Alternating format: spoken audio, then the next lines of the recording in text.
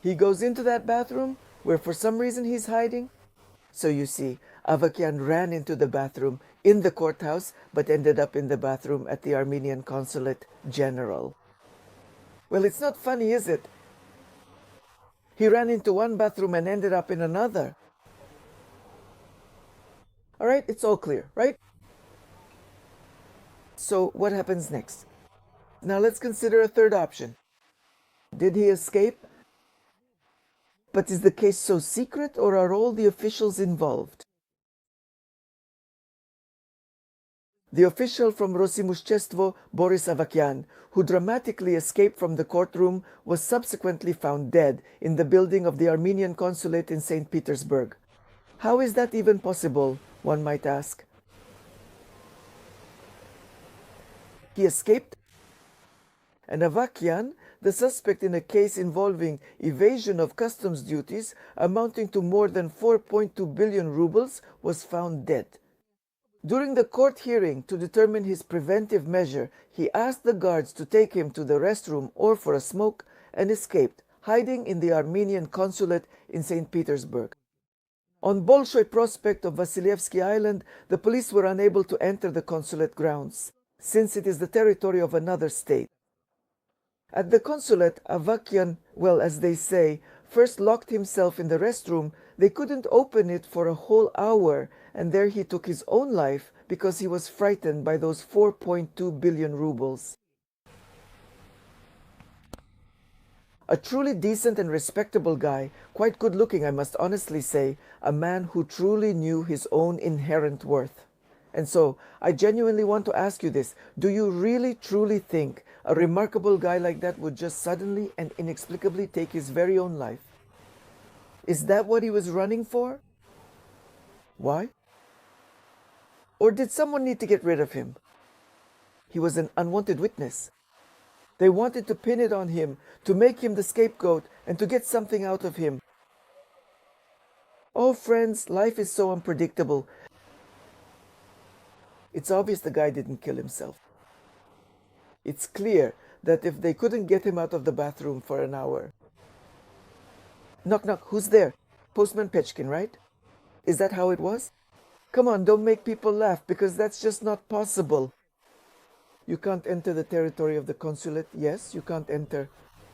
But if the Russian special services really need to, then they can. Pashinyan owes Putin big time. What exactly? We don't know. We're not present at their negotiations. They have their own personal disputes and matters. Officially, they present one thing, but inside it could be something completely different. So, usually this is how it's done. As a national security specialist, I can tell you this. How is it done? Here's how it starts. No, let's start from the beginning. An order is given, and one of the consulate employees, an Armenian from the Armenian consulate, goes and does the dirty work. Well, he is sent to eliminate this Avakian. Let's say so. First option, second option. To the consulate territory,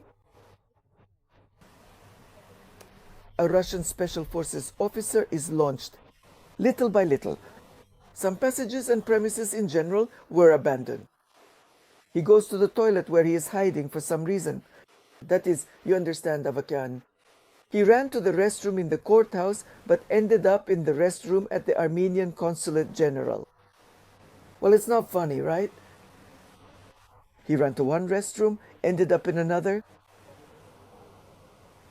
All right, it's all clear, right? And then what? Now let's consider a third option. That he escaped, but in such a way. Is it a secret, or are all the officials involved? There were already some agreements in place, so they let him go. That's why the guards, who weren't supposed to take him anywhere, suddenly took him out. Right before the verdict was about to be read, they took him out, and he suddenly escaped. Well, look at that. They took him out in such a way that he managed to escape. I'll say it again. He ran from one restroom to another. That's Avakian for you. That's the Superman who flies through the air. Basically, as you can see, this whole operation is really held together with white thread. And most likely, of course, he didn't commit suicide. He's not dead. Most likely, he just has to leave. They'll take him out in a suitcase. Well, I'm just joking, of course, about the suitcase. They'll take him out of the consulate and send him to Armenia. And there, with the kind of money he has, my friends, he'll be able to get not only a bunch of plastic surgeries like Boris Berezovsky, who no one would ever recognize as Boris Berezovsky, Avakian will do the same. Well, he was a handsome young man, and he'll become another handsome young man. Elegant, good-looking. Who will kill him?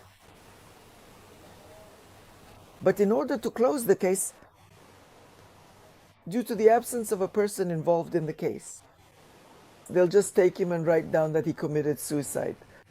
It's clear how things get done when big money is involved. And he will leave, they let him go, they simply let him go. Voila, right? Gave a bribe to someone. And here, friends, another law comes into play. Not the law, but other events are approaching. Igor Krasnov, who had just recently been our country's chief prosecutor. Natasha Poklonskaya also went to work for him as an assistant. Two prosecutors like that, right? Funny.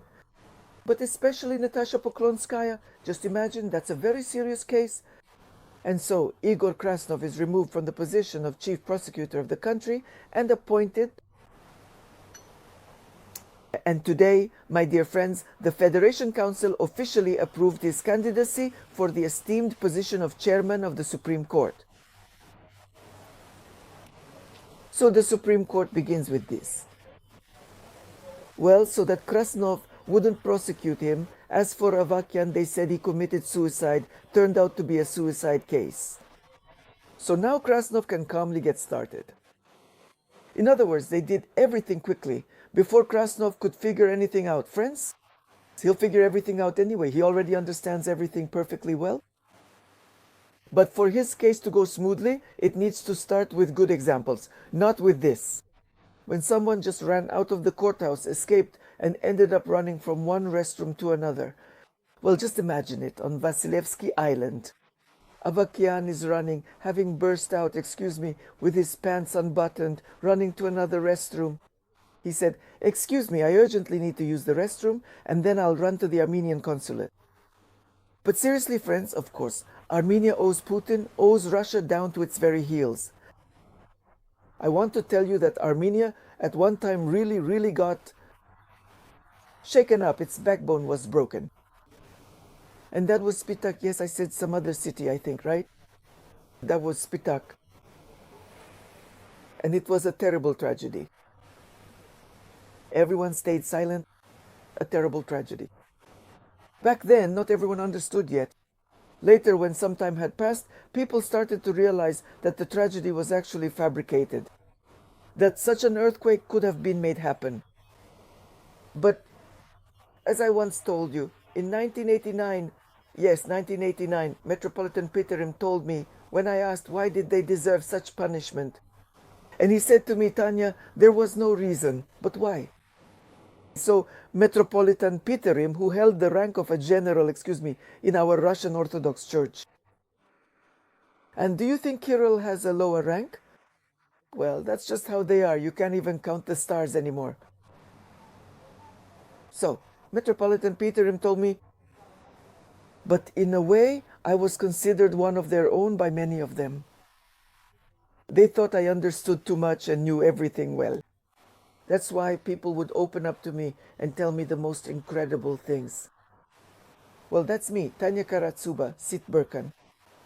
Today is September 24th, 2025. Live more cheerfully, friends. Any day could be your last. I go to the beach, and there I have an 80-year-old lady says, "I come here and I'm happy, Tanya, the sun, the sun." I say, "Gabi, good morning," and she tells me, "Tanya, I'm happy, the sun," and so much more. Maybe this is her last day and that's why she's happy. Today is the 24th.